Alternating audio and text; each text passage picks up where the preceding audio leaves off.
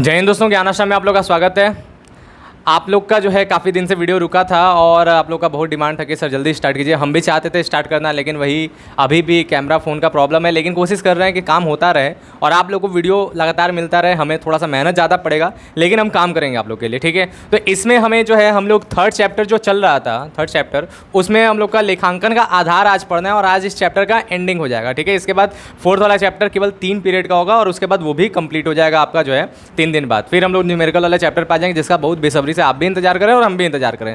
Theory से ज़्यादा मजा आता है न्यूमेरिकल पढ़ाने में, ठीक है। तो बात करते हैं कि क्या है आज का हमारा जो टॉपिक है, उसे हम लोग कहते हैं लेखांकन के आधार, ठीक है, यानी बेसिस ऑफ अकाउंटिंग। इसमें होता क्या है कि हम लोग लेखांकन जब करते हैं तो किस तरीके से क्या मूलभूत हमारा बेस होता है जिसके आधार पर हम पूरी लेखांकन को करते चलते हैं। तो उसके हिसाब से देखा जाए तो ये 2 आधार हैं, ठीक है। लेखांकन के अपने 2 आधार हैं। पहला हमारा जो है उसका नाम है नगद आधार पर लेखांकन, जिसे कैश बेसिस अकाउंटिंग कहते हैं, और दूसरा है उपार्जन आधार पर लेखांकन, जिसे एक्रूड बेसिस अकाउंटिंग कहते हैं। ये आपके लॉन्ग क्वेश्चन में एग्जाम में पूछे जाते हैं कि लेखांकन के आधारों की व्याख्या कीजिए, ठीक है।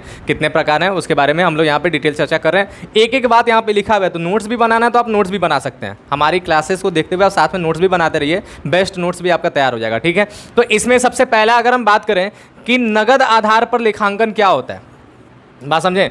नगद आधार पर लेखांकन क्या होता है, तो हम लोग एक प्रणाली सीखे थे, याद है क्या नाम था? रोकड़ प्रणाली, कैश सिस्टम, याद था ना। तो कैश सिस्टम जो हमारा रोकड़ प्रणाली था ना, इसके अंदर हम लोग जो लेखांकन कर रहे हैं ना, इस कैश सिस्टम में जो लेखांकन करने का जो आधार है, उसी लेखांकन के आधार को हम लोग यहाँ पर जो है नगद आधार पर लेखांकन हम लोग कह सकते हैं, कैश बेसिस अकाउंटिंग भी कह सकते हैं। सेम वही बात आपको यहाँ पर भी लेवल मिलेगा। देखिए लिखा क्या है इसमें, आय एवं व्ययों का लेखांकन नगद आधार पर ही किया जाता है। नगद आधार पर करने का मतलब कि पैसा मिला तभी, ठीक है। अर्थात आय अर्जित होने पर या व्यय की राशि देय होने पर कोई प्रविष्टि नहीं की जाती है। मतलब क्या है, अगर आपका आय जो है अर्जित हो गया, मतलब कमा लिए, मिला नहीं है, केवल कमा लिए, है ना बात। जैसे हम क्या करते हैं, हमने आपको 1 महीना पढ़ा दिया लेकिन आपने 1 महीना का फीस नहीं दिया है, तो हमारा आय तो अर्जित हो गया कि हमने आपको सेवा दे दी, अब आपको पैसा देना चाहिए। तो हम इस चीज़ को अभी लिख नहीं सकते हैं अगर हम नगद आधार पर लेखांकन करेंगे। जब तक मिल नहीं जाता तब तक नहीं लिखना, ठीक है। उसी तरह व्यय देय होने पर, व्यय देय होने का मतलब क्या है कि हमने किसी से काम करवा लिया लेकिन अभी उसको भुगतान नहीं किया है, ठीक है। काम करवा लिया तो वह तो दे हो गया, उसे हमें देना चाहिए, लेकिन हमने भुगतान नहीं दिया है, तब तक उसे हम लोग लेखांकन नहीं करेंगे। मतलब इसमें यह क्या है कि जब तक मिल नहीं जाए या जब तक दे ना दे तब तक हमें इसमें लेखांकन नहीं करना है, ठीक है। अर्जित होने और दे होने से इसमें कोई लेना देना नहीं है, ठीक बात समझे। नहीं की जाती है जब आय वास्तव में नगद प्राप्त हो जाए तथा व्यय का वास्तव में नगद भुगतान हो जाए, ठीक है। यानी आय आपको मिल जाए और वह आपने दे दिया, जब रियल में नगद के तौर पे हो जाए तभी क्या करेंगे, तभी उसका लेखा पुस्तकों में लेखा किया जाता है, ठीक है। तभी जाके उसे हम लोग अपने लेखांकन में लिख देते हैं कि भाई फलाने को इतना रुपए दे दिया है या फिर हमें उससे इतना रुपए मिल गया, तब जाके लिखने की बात होगा। यानी पूरी तरह से नगद पर आधारित है, पैसे पे ही पूरा आधार चल रहा है। नगद आधार इसीलिए ना कहा गया कि नगद आधार लेखांकन, ठीक है। अब इसका क्या लिखा है, इसका अर्थ यह है कि इस पद्धति में उधार का लेखा नहीं किया जाता है। बात क्लियर है ना भाई। जहां पर केवल नगद लिखा जा रहा है इसका मतलब वहां पर उधार की तो बात हो ही नहीं रही है, ठीक है। तो इस पद्धति में उधार का लेखा नहीं किया जाता है। इस पद्धति में केवल एक निश्चित अवधि की कुल नगद प्राप्ति की तुलना उसी अवधि के जो है कुल नगद भुगतान से संभव हो सकता है। यानी पूरा का पूरा अगर इस अवधि की मतलब इस हम आधार पे बात करें तो इसमें हम लोग किस चीज़ का बात करते हैं, इसमें हम लाभ हानि सही तरीके से नहीं निकाल सकते, लाभ हानि की तो बात ही नहीं है। इसमें केवल हम ये देख सकते हैं कि हमारे पास कुल प्राप्त कितना हुआ है, ठीक है, और हमने जो है कुल भुगतान कितना किया है। बस इन दोनों के आधार पे हम अपनी तुलना करके जो है अपने लेखांकन को बनाते हैं और समझ सकते हैं कि हमारे पास कितना रुपया बच गया। जो पैसा बच गया उसी को लोग इसमें लाभ की तरह अपना एक तरह से समझ लेते हैं, ठीक है। तो ये नगद आधार लेखांकन की एक प्रणाली है, बात समझ में आया, ठीक। अब इसमें क्या है, इसके अपने लाभ देखिए, अपने क्या क्या लाभ है। तो सबसे पहला क्या है, रोकड़ स्थिति का ज्ञान। एकदम भाई बहुत सिंपल सी बात है, रोकड़ स्थिति का ज्ञान होगा क्योंकि सब नगद का ही लेन देन चल रहा है, सारा नगद पे ही आधार चल रहा है, तो रोकड़ स्थिति ने ये बताएगा, तो रोकड़ स्थिति का ज्ञान मिल जाता है। फिर अगली बात क्या है, सरल पद्धति, बहुत आसान है, हर एक आदमी कर सकता है, आप भी कर सकते हैं बिना पढ़े।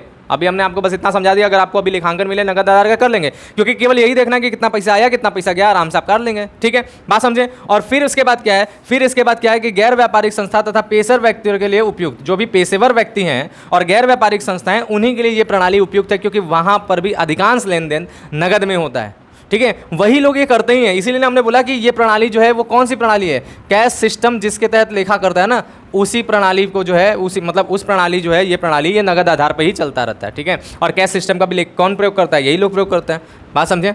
तो कुल मिला के हमारा यही जो है इसका लाभ है, 3 लाभ, ठीक है। अब हम लोग बात करते हैं कि इस लाभ है तो भाई दोष भी होगा।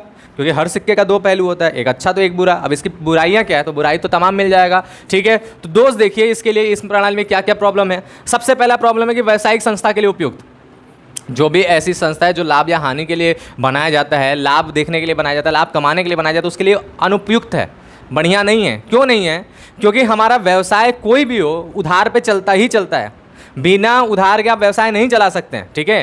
क्रेडिट हमारे व्यवसाय का एक जड़ है ना बात। उसके बिना आप सोचेंगे कि हम बिना उधार के अपना व्यवसाय चलाएं तो नहीं चल पाएगा। ये आज का समय है कि किसी को उधार लेना पड़ेगा या किसी को उधार देना पड़ेगा, ये फैक्ट है। तो ये ठीक है, तो उधार का काम होता ही होता है। और दूसरी बात, ये व्यावसायिक संस्था इसका प्रयोग नहीं कर सकते। क्यों नहीं कर सकते? क्योंकि इसका कारण ये भी है कि इसमें लाभ हानि का ज्ञान उचित तरीके से नहीं निकलता है ना बात। जब आप उधार लिखी नहीं तो लाभ हानि का ज्ञान कहाँ से होगा, समायोजन जब करी नहीं तो लाभ हानि का ज्ञान कहाँ से होगा, ठीक है।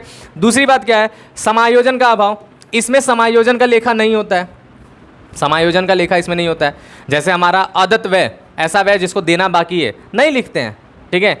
जैसे हमारा उपार्जित कमीशन, ऐसा आय, ऐसा कमीशन जिसे हम कमा लिए लेकिन मिला नहीं है, नहीं लिखेंगे, क्योंकि जब तक मिल नहीं जाए या जब तक दे नहीं जाए तब तक इसमें लिखना नहीं है। तो समायोजन का इसमें अभाव है, पूरी तरह से इसमें समायोजन नहीं कर सकते, जो अभी आगे चल के आप चैप्टर्स में पढ़ेंगे। एक समायोजन वाला चैप्टर है, ठीक है, फाइनल अकाउंट वगैरह इसमें जिसमें बनता है फाइनेंशियल स्टेटमेंट का, ठीक है, तो वो आप पढ़ेंगे। तो वो इस वाली प्रणाली में संभव नहीं है। फिर उसके बाद क्या है, पूंजी एवं आगम का विभाजन नहीं, ठीक है। अब इस प्रणाली में ये भी दिक्कत है कि इसमें पूंजी और आगम विभाजित नहीं होता, पता नहीं करता है पूंजी कौन है आगम कौन है, बस पैसा आया और पैसा गया, बस इसी से मतलब है, ठीक है। पूंजी आगम क्या होता है, ये एक चैप्टर है जहाँ पे आप पूंजीगत मदे और आयगत मदों के संबंधित बारे में बात करेंगे, हम लोग वो पढ़ेंगे आगे चल के, तो वहाँ पर आपको ये बातें समझ में आ जाएगा। बस इतना जान लीजिए, पूंजीगत मदे और आयगत मदे यहाँ पे अलग अलग नहीं होता, ये दो अलग अलग प्रकार की मदे होती हैं लेखांकन में, लेकिन इसमें उसको एक ही तरह से ट्रीट कर लिया जाता है। बस ये देखा जाता है पैसा आया पैसा गया, बस इतना ही देखा जाता है, ठीक है। नेक्स्ट हमारा इसका दोष क्या है कि वैधानिक मान्यता का अभाव। इसे जो है लीगली मान्यता भी प्राप्त नहीं है। आप कानून के सामने ले जाकर कहेंगे देखिए हमने लेखांकन किया है, बताइए ये व्यक्ति गलत बोला है, तो लेखांकन इसका मान्यता नहीं है, रद्द मान कर देगा कि यार ये कैसा लेखांकन है, बेकार है लेखांकन है, सही नियम कानून नहीं है, समझे। तो लेखांकन का इसका मान्यता भी नहीं है, कानूनी रूप से ये वैध नहीं है, बात समझे, सही तरीके से नहीं माना जाता है, मान्यता का अभाव है। फिर उसके बाद क्या है, लाभ में परिवर्तन संभव। आप इसमें जो लाभ मानते हैं, कैसे मानते हैं, वही भुगतान और प्राप्ति, इन दोनों का तुलना करते हैं और देखते हैं कि हमें लाभ हुआ है कि नहीं हुआ है, ठीक है। तो जो इसमें आप लाभ मानते हैं वो लाभ आपका परिवर्तित हो सकता है, सही नहीं हो सकता है, क्योंकि कुछ चीज़ें होता है कमा लिए हैं बाद में मिलेगा ना, ठीक है। कुछ चीज़ें होता है कि आपने जो है खर्चा किया है लेकिन अभी दिया नहीं है तो बाद में देंगे ना, तो वो एक्चुअल में है तो खर्च और है तो कमाई, लेकिन उसको आप लिख नहीं रहे हैं, बहुत सी चीज़ों को छोड़ दे रहे हैं, तो सही लाभ निकलेगा क्या, नहीं निकलेगा। तो यहाँ पर लाभ हानि भी जो है सही नहीं आता है। और नेक्स्ट हमारा क्या है, उधार व्यवहारों का लेखांकन नहीं। तो ये बात तो आपको समझ में आ रही है, ये भी दोष है कि उधार व्यवहार इसमें नहीं लिखा जाता, और जिसमें उधार व्यवहार नहीं लिखा जाता वो अधूरी एंट्री है। भाई ये कैसा लेखांकन है, ये अधूरा लेखांकन है। और अधूरा कभी अच्छा हो सकता है क्या, बताइए, अधूरा है कि नहीं, या अधूरा है तो ये कभी अच्छा होगा, नहीं होगा। तो इसलिए इसमें ज़्यादा दोष है और लाभ जो है बड़ा कम मात्रा का है, ठीक है। और नेक्स्ट हम लोग आगे देख रहे हैं वो कौन सा है, नेक्स्ट हमारा प्रणाली है जिसका नाम है उपार्जन आधार पर लेखांकन, ठीक है। ये लेखांकन का जो है दूसरा आधार है और यही सबसे परफेक्ट आधार है और अधिकांश जगह पर यही आधार से हम लोग लेखांकन करते हैं, ठीक है। तो चलिए अब इसको समझते हैं। तो इस पद्धति में हमारा क्या है कि लिखा है, इस पद्धति में आय अर्जित होने पर ही उसका लेखा कर दिया जाता है, ठीक। इसी प्रकार व्यय का भी लेखा उस व्यय के देय होते ही कर दिया जाता है। इस पद्धति में नगद और उधार दोनों का लेखा किया जाता है, ठीक है। इस प्रकार इसमें समायोजन की प्रविष्टि की जाती है। यह पद्धति व्यवसाय के लिए सही लाभ एवं हानि, यहाँ पे लाभ होगा, ठीक है, सही लाभ एवं हानि का ज्ञान कराता है तथा व्यवसाय का सही वित्तीय स्थिति की जानकारी भी प्रदान करता है। कुल मिला के देखा जाए उसमें जो कमी था इसमें आके दूर हो गया। उसमें उधार नहीं लिखते थे, इसमें उधार लिखेंगे।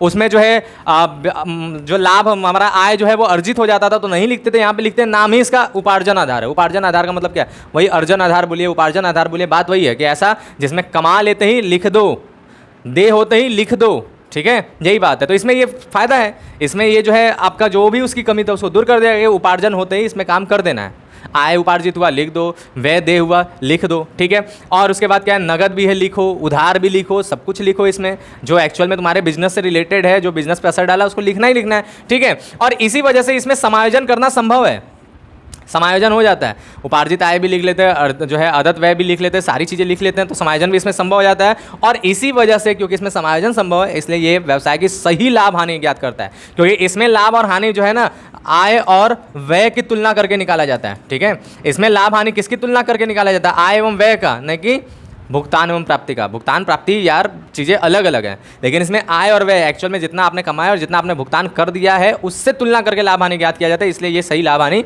दिखाता है। और केवल लाभ हानि से ही नहीं दिखाता है, इसमें जो है पूंजी और आगम में भी अंतर किया जाता है। इस प्रणाली में जो है ना पूंजी और आगम का ही भी अंतर रखा जाता है, और जिसके वजह से ये जो है व्यवसाय की जो है सही वित्तीय स्थिति की भी जानकारी देता है। इसमें आर्थिक चिट्ठा बनता है, और आर्थिक चिट्ठा बनने की वजह से क्या होता है कि ये व्यवसाय की जो है सही वित्तीय स्थिति का भी ज्ञान कराता है। ठीक है, कि आपके व्यवसाय के पास वित्तीय स्थिति का मतलब क्या हुआ कि आपके व्यवसाय के पास कितना दायित्व है और आपके व्यवसाय के पास कितना संपत्ति है, इसका अच्छे तरीके से ब्यौरा देता है, जिस वजह से ये व्यवसाय का वित्तीय स्थिति का भी ज्ञान कराता है। यानी उपयुक्त पूरी तरह से देखा जाए सारे बातों को समझने के बाद कि ये प्रणाली सबसे बेस्ट प्रणाली है, सबसे बढ़िया प्रणाली है, यही जो है हमारा प्रणाली हर जगह यूज भी हो रहा है। ठीक बात समझे, क्लियर है।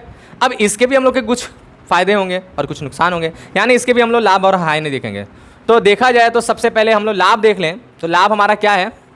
अगर लाभ की बात करें तो सही आर्थिक स्थिति की जानकारी। ठीक है, ये जो है हमारा जो आर्थिक स्थिति, जैसे वित्तीय स्थिति कहते हैं, जिसमें संपत्ति और दायित्व देखा जाता है, उसकी सटीक जानकारी देता है। क्यों? क्योंकि इसमें पूंजीगत मदों को अलग से लिखा जाता है जो हमारी संपत्ति या दायित्व बन जाता है। ठीक है, और आयगत मदों को अलग से लिखा जाता है तो जो हमारा आय या व्यय बन जाता है। तो हमारे सही संपत्ति और सही दायित्व की जानकारी ये देता है, इसलिए इसमें जो है जो भी आपकी वित्तीय स्थिति या आर्थिक स्थिति होता है वो इसमें जो है परफेक्ट तरीके से जो है आता है। ठीक है, सही जो है वित्तीय स्थिति इसमें जो है निकाला जाता है। बात समझें, क्लियर है, समझ में आया। सही वित्तीय स्थिति इसमें जो है पता चल जाता है। सही वित्तीय स्थिति का मतलब ही बात हम बोल रहे हैं, याद रखिएगा। सही वित्तीय स्थिति का मतलब ही हुआ आपके व्यवसाय में कितनी संपत्ति है और आपके व्यवसाय में कितना दायित्व है, इसका सही जानकारी ही व्यवसाय के वित्तीय स्थिति की सही जानकारी है। इसका जानकारी इसमें मिलता है। कैसे मिलता है, किस चीज़ में ये दोनों का पता चलता है, वही जो हम लोग आगे पढ़ेंगे, बैलेंस शीट, आर्थिक चिट्ठा। ठीक है, आर्थिक चिट्ठा बैलेंस शीट बनता है जिसमें हम लोग का ये चीज़ की जानकारी प्राप्त होता है। ठीक बात, क्लियर है। नेक्स्ट हमारा क्या है, पूंजी एवं आगम मदों का विभाजन। भाई यही तो हमने समझाया कि इस वाले प्रणाली पूंजी एवं आगम मद अलग अलग होते हैं। अलग अलग होने की वजह से इसमें आय और व्यय बाकायदे अलग अलग समझ में आता है, संपत्ति और दायित्व समझ में आता है कि भाई आय व्यय अलग चीज़ें हैं जो आगम चीज़ें हैं, और हमारा जो है पूंजीगत चीज़ें संपत्ति और दायित्व अलग चीज़ें हैं, जिसकी वजह से यहाँ पे सही जानकारी पूरा मिलता है। सही लाभ हानि भी पता चलता है, सही वित्तीय स्थिति भी पता चलता है, और पूंजी आगम का अंतर भी पता चल जाता है। ठीक है, तो ये हमारा पूंजी एवं आगम को भी अंतर करता है। बात समझे।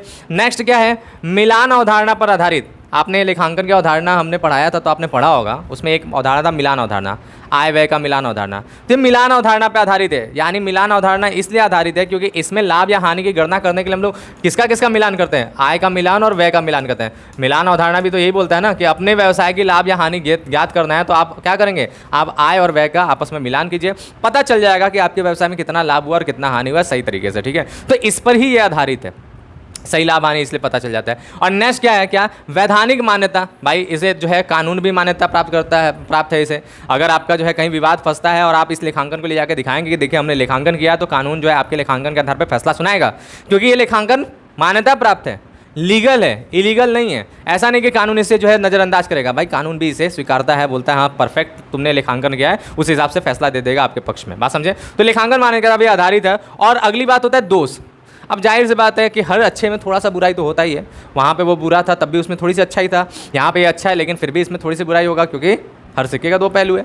ठीक है, तो यहाँ पर भी हम लोग देख लें इसमें क्या बुराई है, थोड़ी सी बुराई इसमें मिलेगा। तो पहला क्या है, पहला ये है कि इसमें इतनी चीज़ें हैं इसलिए ये कठिन पद्धति है।